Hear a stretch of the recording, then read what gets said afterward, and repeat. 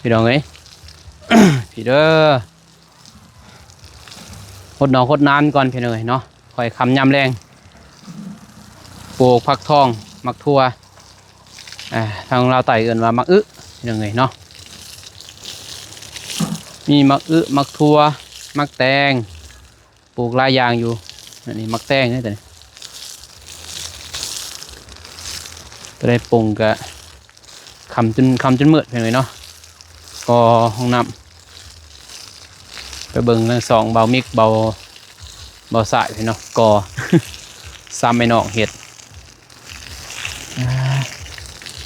นี่เอาพี่น้องเนาะ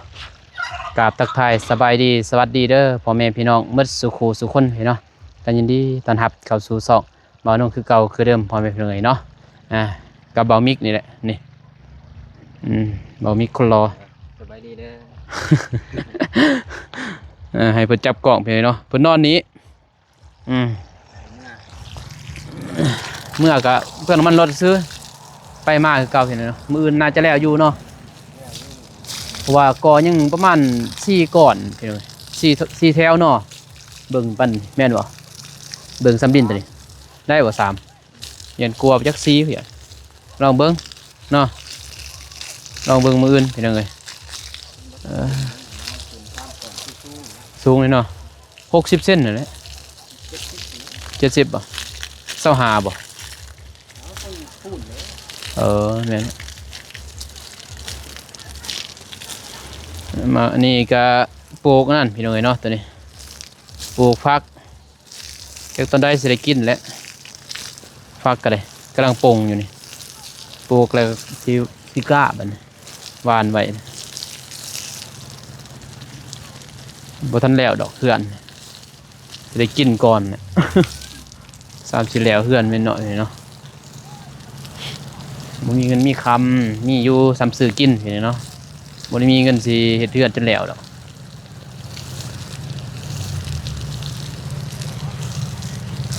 บ่ได้ออกไปไสเห็นเนาะ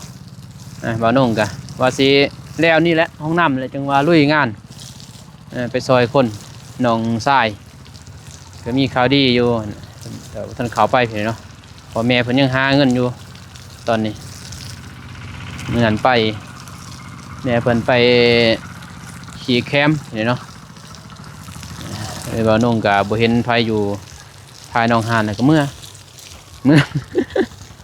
ก็เลยว่าให้น้องเพิ่นพ่อแม่หาเงินก่อนเนาะจะไปมอบเงินให้เพิ่นแล้วเพิ่นก็เติมกับเงินเพิ่นเองพอได้ซื้อของกินเฮ็ดเฮือนพี่น้อยเนาะเพราะบ่มีงบในการเฮ็ดเฮือน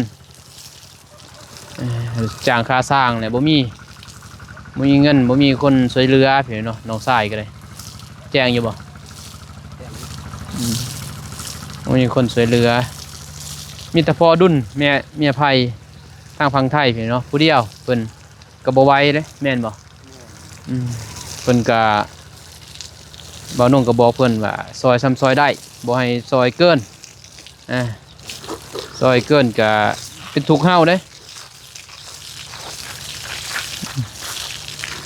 ซอยเกินหลายก็เป็นทุกข์พี่น้องเอ้ยซอยซ้ำใดเฮามี10-20,000ก็แล้วแต่ว่าเฮาซอยนะพี่น้องเอ้ยเนาะซอยจนตัวเองอดนี่ก็บ่ได้เด้แม่นอยู่อีต้นเข้ามาอีต้นเห็นไหมเนาะอีต้นมันก็หลายรูปแบบอีต้นสงสารอีต้นหมู่เอาก็ต้องเบิ่งตนเองก่อนบอกพ่อเพิ่นนั่นเห็นเนาะเพราะว่าพ่อเพิ่นก็บ่สบายนะพี่น้องพ่อดุลแม่ไผ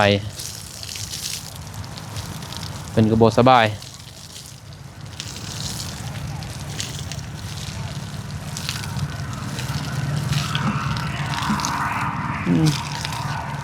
ไซได้พี่น้องเลยน้ำตัวนี้ใส่เลยใส่งานลายเลยเด้ ย่างโบงกินป้าเด้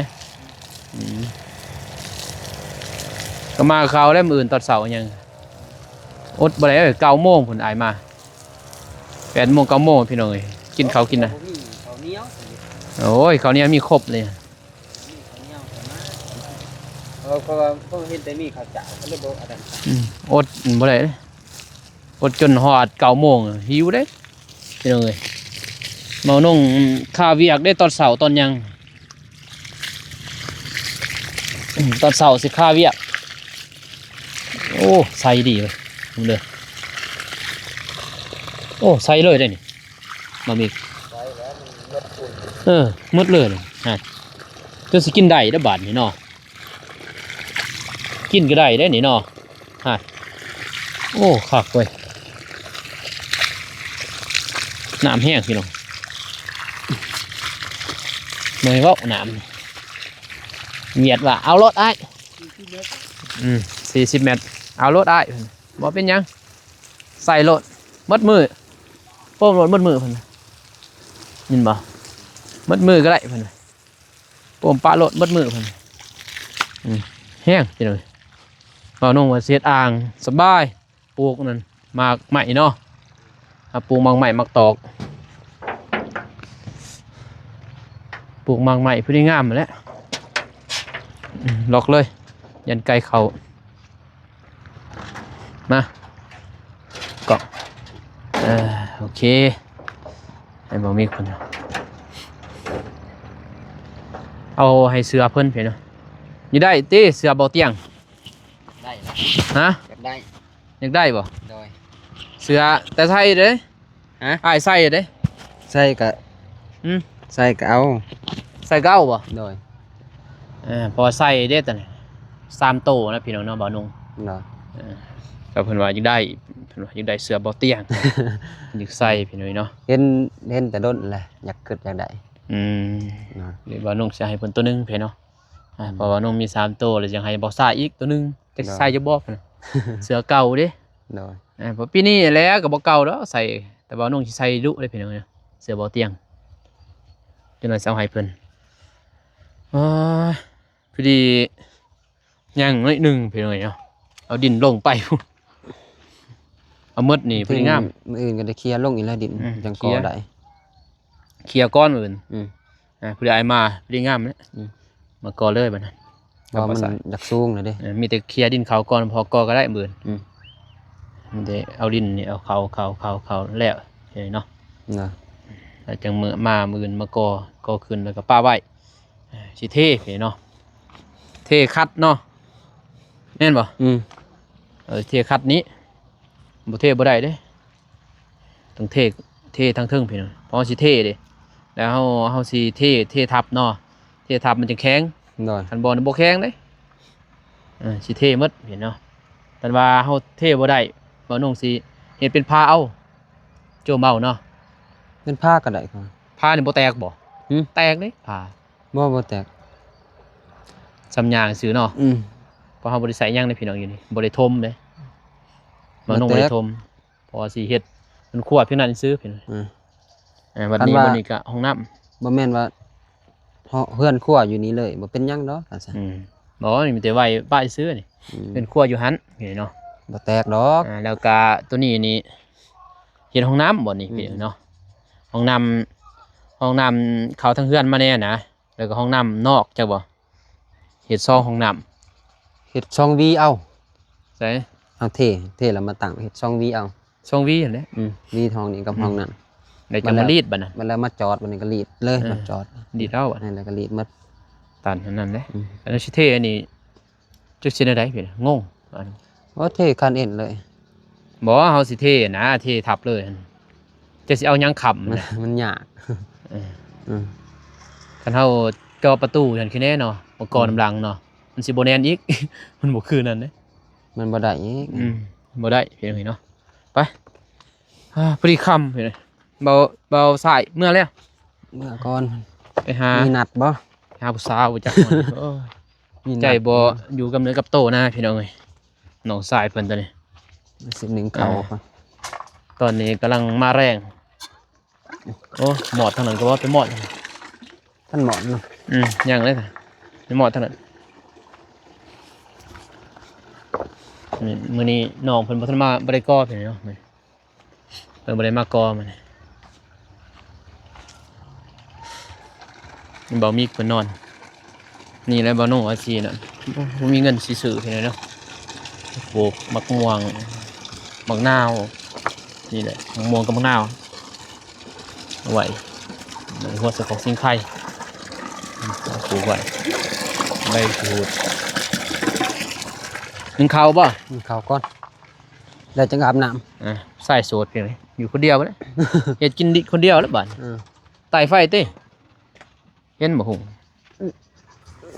กลางมุงล่ะ ร้านจะได้กลาง โอ้พนอนนี่ นอนนั่นแหละร้านจ้ะ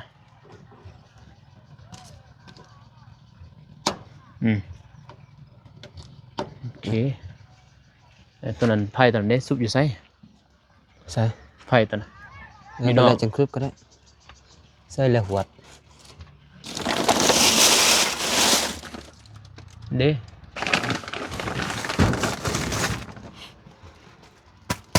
ผักก็มีอันเด้ผักเปื่อยบ่จักผัก อ๋อ มาเปื่อยบ่ต้มจำเจียวว้ายเสียบยิบเลยให้ไปเล่นก่อนเอาเสือให้เพิ่นลงเนาะบ่เตี้ยแม่หนูให้เสือเพิ่นมีเสือเพิ่นยำแน่เสือบ่เตี้ยงแต่มันก็บ่เก่าดอกอย่างนี้เนาะมันใหม่เอาลงใส่เป็นเปลี่ยนเลยนะอย่างนี้เนาะ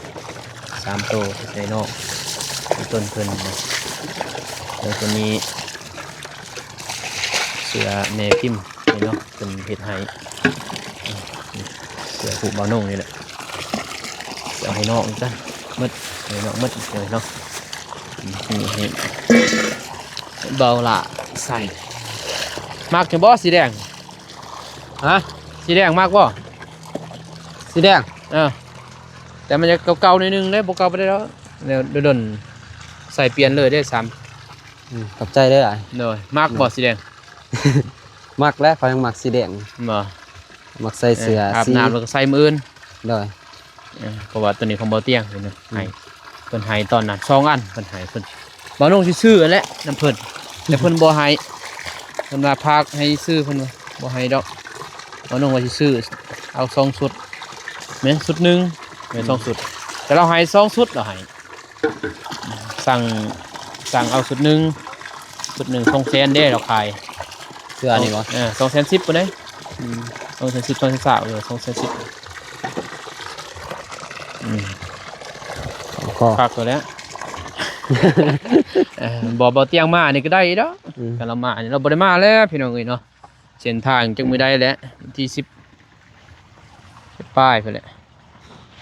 ถ้าป้ายบ่จักสิลงมา ถอดเลยน้ มอดรถไต่ไฟตอนนั้นเลยไฟอันนั้นเลยมันหุงนอนจนก็เมื่อยเลยพี่น้องให้เพิ่นนอนคนเดียวอันน้องก็กราบพุ่นแหละมื้ออื่นตอนเช้าสิได้มาหุงบ่หุงไม่ได้ไอ้หอยบนนี้ไปหุงซ้ำเบิ่งเนาะมันบังเสาเนาะ ำบักฮะ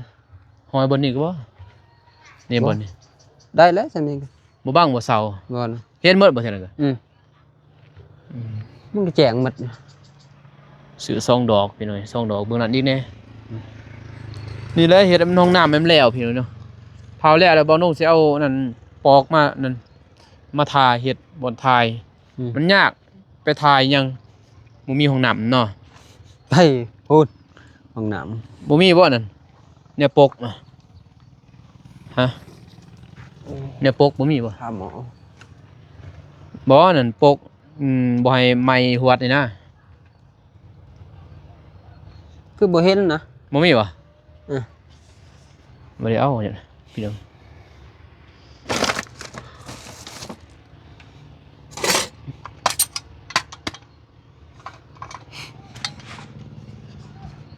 บรรยากาศเสียงรถไม่ได้บอกเห็นบ้านโอ้ลายลิรถเนาะสนั่นหวันไหวรถมีทรงซองเด้อทรงสัน2อัน โดย แล้วก็เสื้อมีเสื้อแม่พิมพ์ตันแต่ตัวเจ้าใส่แล้วถ่ายใส่บ่ได้มันใหญ่ไปหน่อยเนาะเบอร์น้องใส่มันใหญ่นี่ นี่ดิเดี๋ยวใส่คือสิผู้ดีอยู่เสื้อแม่พิมพ์เนี่ยเพิ่นเฮ็ดให้นะได้รูปอ้ายรูปเบาโน่งพี่เนาะทีมงานเราไต่เพิ่นเฮ็ดให้ก็บ่เข้าใจเลยบ่แม่นบ่อยากใส่พี่น้อง ใส่บ่ได้ แต่ว่าใส่บ่ได้มันใหญ่ดินี่ก็เสื้อตัวนี้ใส่ได้อยู่ตัวนี้เนาะเสื้อคันยืดแล้วก็ทรงตัวบ่น้องบ่ใส่นะทรงตัว ไหนยังไง ลายโตเด้มานำหน้าแต่เกินว่าแต่บ้านเมียบ่ได้ถือหยังมาหรอกมีแต่ทรงกับเสื้อบ่บ่ได้เอามาหยังบ่ บ่ เสื้อบ่มีพอโตเอามา ฮะ จักโตเอามาแต่เฮือนเมียเก่า มัน10-20ต้นนั่นน่ะ 10 20โต สงขาสันมิดสงขายาว2โต เออก็นั้นทรงขาสั้น สงขาสัน 10โต 2 3 3โตถึงบ่10โตรวมหมด ทรงมันบ่ฮอดเสืออันสิฮอดอยู่ 10โตเพิ่นมาแต่นั่นแหละพี่น้องเนาะ แต่ตอนนี้ก็ทำใจได้แล้วพี่เนาะที่จะได้เฮานั่งก็ต้องสู้ส้นนั่นแหละมันเคินว่าคนเฮาบ่ฮู้ดอกโชคชะตาพี่เนาะคือบ่าวนุ่งนี่แหละก็บ่ฮู้ดอกว่าวันข้างหน้าสิเป็นจังไดมีแต่ว่ามื้อนี้เฮาเฮ็ดดีที่สุดทำดีที่สุดพี่เนาะ ได้ ก็พอใจแล้วนะเฮาต้องเปลี่ยนตนเองจากที่เฮาเคยเคินว่าล่มพี่เนาะคนดูถูกบึดได้พี่เนาะเฮาก็ต้องเปลี่ยนสู่แล้วมันถ่ายคลิปถ่ายหยังแล้วบัดนี้โอ้นกก็บินเลยพี่น้องเท่านี้ ธรรมศาสตร์อีหลีพูนเขาจูดให้เนาะ แม่แล้วเหลิมจูดให้นะ ลุงมาถีบมันติ เดือน มีแซงพอยแซงพื้นโอ้ เดือน2เดือน3 นี่น้อยปวดเขาจูดให้อะไรเด้อโอ้ โอ้ยทางหลังเห็นคัก บ่ใช่ นั่นแหละ โอ้โอ้จูดให้เลยเดือน3เดือน4นี่เจียบ่เรือน่ะแม่นบ่เจีย เจีย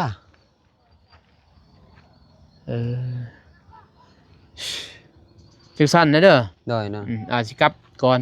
ได้ มีแต่เฮ็ดอยู่เฮ็ดกินนั่นแหละมีหยังก็ ของกินเก่าแล้ว นอน ข้าวสุกแล้วก็อันนั้น มันก็นอน ได้ จังเลยเนาะพักผ่อนมื้ออื่นจังลุกแต่เช้าแล้วก็ขวดหันหน่อยนึงพักผ่อนเมื่อยก็คอยเฮ็ดแหละพี่น้องเอ้ยเนาะเอาเห็นไว้บ่ได้ตัวนี้มื้ออื่นนี่น้องสิได้มาอยู่เพราะมื้อนี้เพิ่นไปเวียกเด้ อยาก มื้อ โรงงาน แม่นโรงงานเลยเนาะน่าสิแล้วมื้ออื่นก่อแล้วนี่มันสิเทบัดนี้เทก่อน ที่คันเอ็น อันเอ็นแล้วบัดนี้เทก่อยัง2อันนะนี่1 2 3พุ่นเนาะ คันเอ็นแหละก็เริ่มแล้ แม่ วน บ่1 2 3 3พุ่นเนาะยัง3 4ยัง4เด้ เริ่มใหม่วงกบแล้ว แล้ววงกบ3มื้อตัวนี้จักสิเอามาแดดจะบ่ผู้เฮ็ดวงกบก็ เพราะว่าเพิ่นเฮ็ดไว้แล้วตายบ่ได้เอามาแป้วเด้ อ๋อ จำเงินไว้พี่11ล้าน วง บ่ กบ ต้องจำวงกบ ถึงหมดเลยบ่ หมดเลยวงกบประตู11ล้าน ตัวนี้แพง ประตูใหญ่ ประตูใหญ่ แพงสิบ่แม่นล้านปลาย2ล้านเพิ่นบ่ ใส่4ล้าน 4ล้าน นั่นยังเหลือนี่สิมาเฮ็ดอันนี้เนาะคันได้เลยเนาะก่อคันได้ พอคันได้ก็ได้เด่นบ่ ยินบอกนี่ยินจีนี่เปลืองนะ เปลืองนะ ยินบอกกันแน่นนะก่อทับเอาเนาะก่อทับ ก็นอนเลย นั่นแหละก่อทับก็นอนเลย แล้วบ่ก็ตั้ง บินเลยอยู่ ก็นอนแบบพาสาวขึ้นเลย ก่อภาษาเลย โอเคพี่น้อยเนาะ นะ บ้านนงก็สีเดินทางกลับก่อนจับโทรศัพท์เนี่ยบ้านนงสีเดินทางกลับก่อนแดะดำหมดพี่น้อยเฮ็ดเวียกแต่บ่ได้ใส่เสื้อขึ้นเนี่ย หาตาดำหมดเฮ็ดเวียกเด้จะได้พี่น้อยเนาะบ่แม่นเฮาอยู่ซื่อกันอยู่ซื่อกันแม่นเอาเป็นลูกสาวไร่ชาวนาบ่แม่นคนดูลาอลังการพี่น้อยเนาะ โอเคพี่น้องคลิปนี้บ่าวนุ่งก็บ่มีหยังหลายพี่น้องมีแต่อัปเดต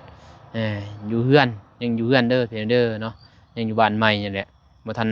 ออกไปช่วยเหลือเขาพี่น้องเพราะว่าบ่าวนุ่ง คมนี่แหละเอาเบาสายเบามิกมาคุมในก่อนยันดินมันเจือนลงพี่เนาะพอเขาโจกลงแล้วนะสิได้เงินเฮาแล้วก็เลยว่าเอากอไว้ก่อนเรียบร้อยพี่เนาะแล้วจังว่ากันพี่เนาะไปซอยเรือทางคนทุกคนอยากต่อพี่เนาะเพราะว่าทางบ่อเตียงเพิ่นก็บ่ได้ลงมาแล้วพี่เนาะ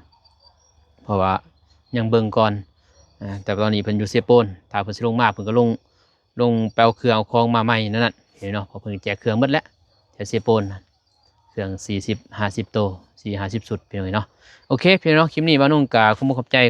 ขอบคุณทางผู้ใหญ่ใจบุญทุกท่านเนาะที่เข้ามาติดตามรับชมและให้กำลังใจบ่าวนุ่งตลอดมาพี่เนาะกระบ่ขามโฆษณาก็ขอให้